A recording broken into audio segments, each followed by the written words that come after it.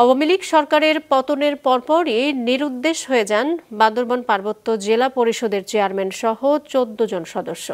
এতে বন্ধ হয়ে আছে জেলা পরিষদের সব কর্মকাণ্ড। ভোগান্তিতে পড়েছেন স্থানীয় বাসিন্দারা। বান্দরবান প্রতিনিধি কৌশিক দাসের প্রতিবেদন।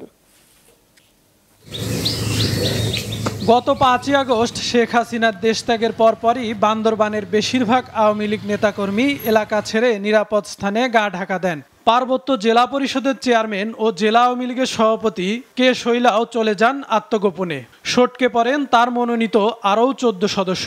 এমন পরিস্থিতিতে বন্ধ হয়ে গেছে জেলা পরিষদের সেবা কার্যক্রম।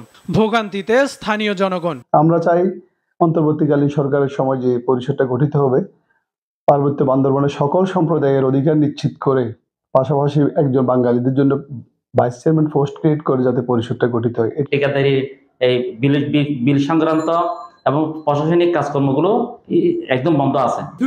পার্বত্য জেলা পরিষদ চেয়ারম্যান ও সদস্যদের দুর্নীতির তদন্ত ও পরিষদ পুনর্গঠনের দাবিতে গত ১২ থেকে ১৪ আগস্ট পরিষদের সামনে অবস্থান কর্মসূচি পালন করে জেলা সচেতন নাগরিক সমাজ। পরে জেলা প্রশাসকের আশ্বাসে তারা আন্দোলন স্থগিত করে। দলীয়করণ, নিয়োগ বাণিজ্য, অর্থ আত্মসাৎ ও স্বজন প্রীতিমুক্ত পরিষদ চান সাধারণ মানুষ ও সুশীল সমাজ।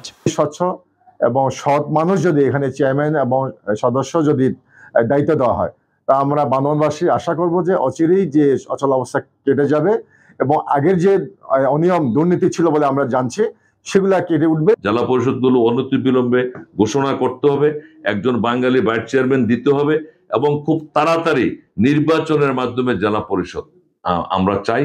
নয়তোবা আমরা অবশ্যই আবার নতুন করে কর্মসূচি আমরা গ্রহণ করব।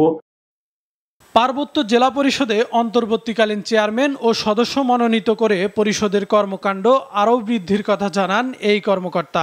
সরকার অতি শীঘ্রই নতুন পরিষদ গঠন করবেন। নতুন পরিষদ গঠন হলে আবার আগের মতোই জেলা পরিষদের কাজে গতিশীলতা আসবে বলে আমরা আশা করছি।